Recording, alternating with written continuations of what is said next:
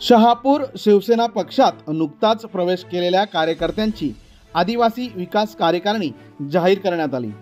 शिवसेना जिल्हाप्रमुख मारुती धिरडे यांच्या हस्ते नियुक्तीपत्र देऊन या नियुक्त्या करण्यात आल्या।